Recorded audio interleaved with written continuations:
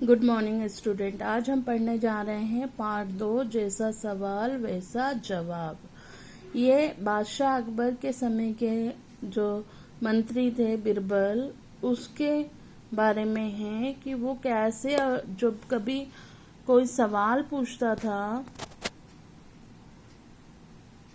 तो वह कैसे जवाब देते थे।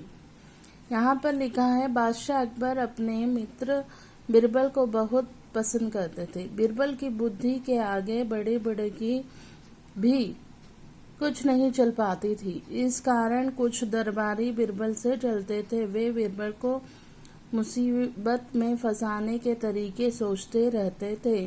क्या है, बादशाह अकबर बिरबल को प्यार करते थे क्योंकि उनकी बुद्धि बहुत बड़े बड़े के सामने नहीं चलती थी।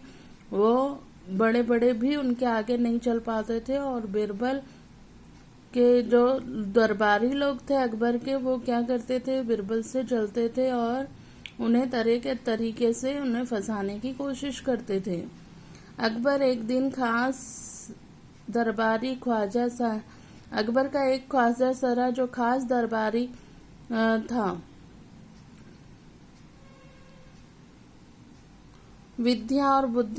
अपनी विद्या और बुद्धि पर बहुत अभिमान था। बिरबल को तो वे अपने सामने नीरा बालक और मूर्ख समझते थे। क्या अकबर का एक खास दरबारी था जिसका नाम ख्वाजा सरा था। वो अपनी बुद्धि और विद्या पर बहुत घमंड करता था और वो जो बिरबल है उसको क्या समझता था, उनके आगे बच्चा समझता था और मूर्ख समझता था। लेकिन अपने ही मानने से तो कुछ नहीं होता। दरबार में बिरबल की ही तूती बोलती और ख्वाजा साहब की बात ऐसी ही लगती थी जैसे नक्का खाने में तूती की आवाज। क्या हुआ कि दरबार में कई बार ऐसा सिचुएशन ख्वाजा सरा लाता था कि उस समय ऐसा सोचते थे, उस समय बिरबल की तूती बोलती थी, मतलब बिरबल के ही वाहवाही की जाती थी और ख्वाजा साहब ऐसे ही रह जाते थे। जैसे नक्का कारखानों में तूती की आवाज, नक्का कारखानों में जैसे नक्काशी कारी करते उस कारखानों में आवाज जो आती है, उस हिसाब से, उस प्रकार से ख्वाजा साहब की चलती तो वे बिरबल को हिंदुस्तान से निकलवा देते, लेकिन निकलवाते कैसे। ख्वाजा सरा इतना चिढ़ता था कि उसको बिरबल को वहां से निकालने की कोशिश भी कर सकते थे। एक दिन ख्वाजा ने बिरबल को मूर्ख साबित करने के लिए बहुत सोच समझकर कुछ मुश्किल प्रश्न लिए।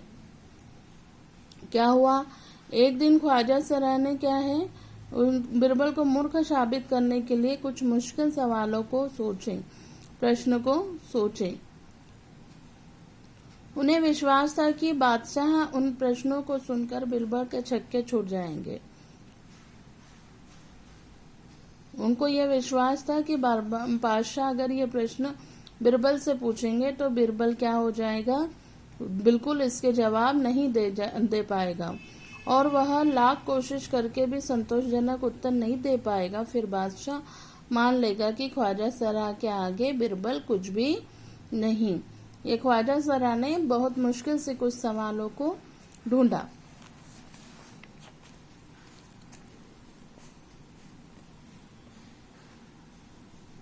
ख्वाजा साहब अचानक पगड़ी पहनकर दाढ़ी सहलाते हुए अकबर के पास पहुंचे और सिर झुकाकर बोले, बिरबल बड़ा बुद्धिमान बनता है, आप भी उसकी लंबी चौड़ी बातों के धोखे में आ जाते हैं। मैं चाहता हूं कि मेरे 3 सवालों के जवाब पूछकर उसके दिमाग की गहराई नाप लें। उस नकली अक्ल बहादुर की कलई खुल जाएगी। क्या हुआ, एक दिन क्या हुआ, ख्वाजा साहब पगड़ी पहनकर दाढ़ी को सहलाते हुए अकबर के पास पहुंचकर बोलते हैं, आप बिरबल जो है अपने आप को ज्यादा ही बुद्धिमान समझता है और आप भी उसके धोखे में आ जाते हैं। तो मैंने 3 सवाल सोचे हैं, अगर वो उसके जवाब दे दे तो सब समझ में आ जाएगा और वो नकली अक्ल बहादुर की कलई खुल जाएगी, उसकी पोल खुल जाएगी। ख्वाजा के अनुरोध करने पर अकबर ने बिरबल को बुलाया और उनसे कहा, बिरबल परम ज्ञानी ख्वाजा साहब तुमसे 3 सवाल पूछना चाहते हैं, क्या तुम उसके उत्तर दे सकोगे? बिरबल बोले, जहां पना जरूर दूंगा, खुशी से पूछे। ख्वाजा साहब ने अपने 3 सवाल लिखकर बादशाह को दे दिए। अकबर ने बिरबल से ख्वाजा का पहला प्रश्न पूछा, संसार का केंद्र बिंदु कहाँ है?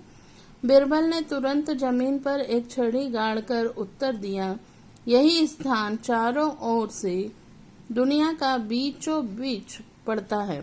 यदि ख्वाजा साहब को विश्वास न हो तो फीते से सारी दुनिया को नाप कर देख ले कि मेरी बात गलत है।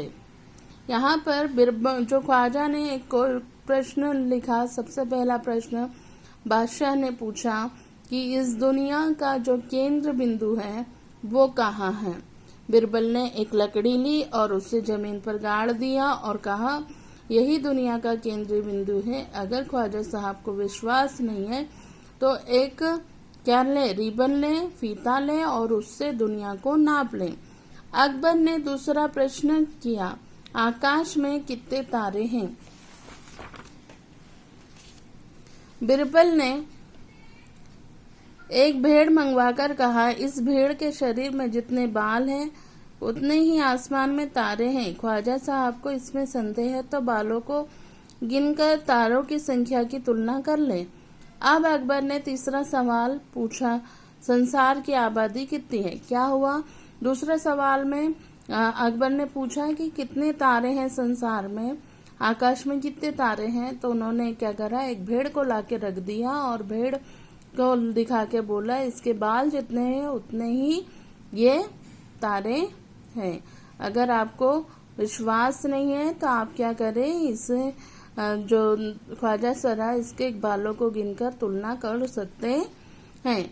तीसरा सवाल अकबर ने पूछा, संसार की आबादी कितनी है? बिरबल ने कहा, जहाँपना संसार की आबादी पल पल में घटती और बढ़ती रहती है, क्योंकि हर पल लोगों का मरना और जीना लगा ही रहता है। इसलिए सभी लोगों को एक जगह इकट्ठा किया जाए, तभी उसको गिनकर ठीक संख्या की बताई जा सकती है। बादशाह तो बिरबल के उत्तरों से संतुष्ट हो गए, लेकिन ख्वाजा साहब नाक भो सिकुड़ कर बोले, ऐसे गोलमोल जवाब से क्या काम नहीं चलेगा जनाब? बिरबल बोले, ऐसे सवालों के ऐसे ही जवाब होते हैं, पहले मेरे जवाबों को गलत साबित कीजिए तब आगे बढ़िए। ख्वाजा साहब फिर से कुछ बोलते नहीं बना। अब तीसरा सवाल का जो प्रश्न था कि आबादी कितनी है संसार में, तो उसने बोला बिरबल ने कि पल पल में ये तो जीना मरना है, कोई मर रहा है, कोई जी रहा है, घटती बढ़ती जाती है। इसलिए क्या किया जाए, एक जगह सारी दुनिया के लोगों को इकट्ठा किया जाए और उनको गिनकर सही अनुमान लगाया जा सकता है। बादशाह बिरबल की बातों से संतुष्ट थे, लेकिन ख्वाजा साहब नहीं थे, इसलिए वो उन्हें बोलने लगा, इस तरीके से जवाब देने, गोलमोल जवाब देने से कोई मतलब नहीं है, सही सही उत्तर दो। तो बिरबल ने कहा, ऐसे सवालों का ऐसा ही जवाब होता है, इसलिए पहले मेरे उत्तर को गलत साबित करो, उसके बाद आप कुछ आगे बात करें। इसके बाद ख्वाजा साहब को किसी भी बात में नहीं, कोई भी बात उसने बोल नहीं पाया। आपको क्या करना है बेटा, ये जो पाठ है इसको आपको पढ़ते हुए, आपको हिंदी पढ़ना है तो हिंदी पढ़ते हुए आपको वीडियो डालना है। अगले हफ्ते जो होमवर्क में डलेगा आपका, पढ़ते हुए, लेसन को पढ़ते हुए, रीडिंग करते हुए आपको उसका वीडियो डालना है।